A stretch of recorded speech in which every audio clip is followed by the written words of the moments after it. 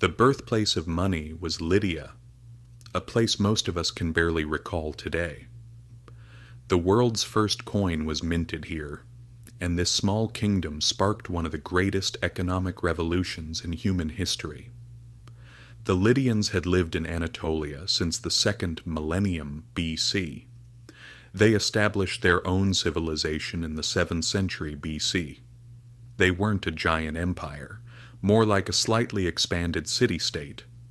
But you don't have to be huge to leave a mark on history. The phrase, as rich as Croesus, still used today, comes from this era. When King Croesus ascended the throne around 560 BC, Lydia was already wealthy. His ancestors had built a solid economic foundation by producing luxurious perfumes and beauty products. But their true legacy came from something far more revolutionary. The real breakthrough was the invention of the coin.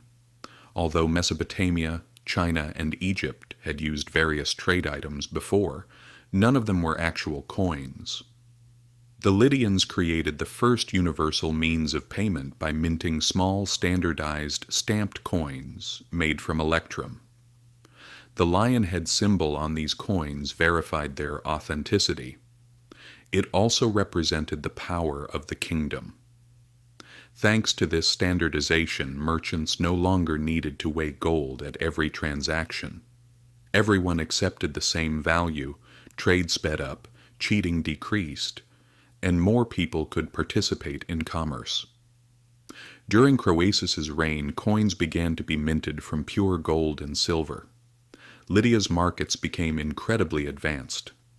Each merchant specialized in a specific type of good: perfume, jewelry, ceramics, oil, wine, ivory, and more. This innovative market system formed the roots of today's bazaar and marketplace culture. As trade flourished, society transformed. Women could now save their own dowry money. They had more freedom in choosing whom to marry. The world's first brothel is believed to have appeared in Lydia for this reason.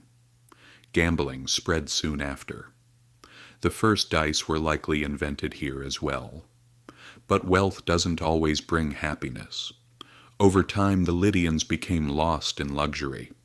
Families competed to build the most extravagant tombs. They held ornate funerals with gold jewelry. They focused more on consumption than production.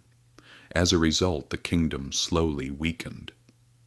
Eventually, King Croesus made a disastrous mistake by attacking the Persians. He misinterpreted an oracle's prophecy.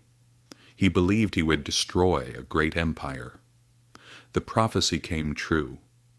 But the destroyed empire was Lydia, not Persia. When the Persians captured Sardis and plundered its treasures, Croesus said, "Nothing here belongs to me anymore. It all belongs to you."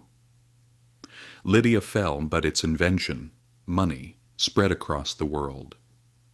Greek city-states, especially Athens, rose in power thanks to the new coinage system.